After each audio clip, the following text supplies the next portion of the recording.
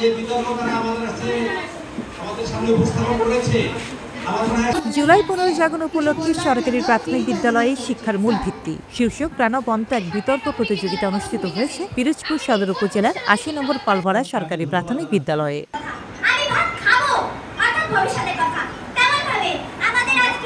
সোমবার ১১ আগস্ট বেলা ১১টায় বিদ্যালয় মিলনায়তনে আয়োজিত এই প্রতিযোগিতায় অংশগ্রহণকারী শিক্ষার্থীরা সরকারি প্রাথমিক বিদ্যালয়ের গুরুত্ব ভূমিকা তুলে ধরে উৎসাহ ভরে যুক্তি উপস্থাপন করেন।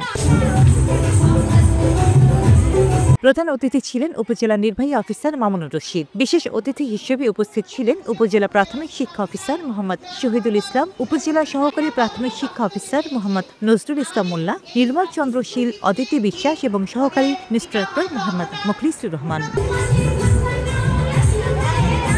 অনুষ্ঠানে সভাপতিত্ব করেন বিদ্যালয়ের প্রধান শিক্ষক সোহেল আসফিয়া। বিতর্কে সরকারি প্রাথমিক বিদ্যালয়ে শিক্ষার মূল ভিত্তি পক্ষে থাকা দল বিজয়ী হয়। পরে অতিথিরা বিজয়ীদের হাতে সার্টিফিকেট ও ক্রেস্ট তুলে দেন। আসলে আজকের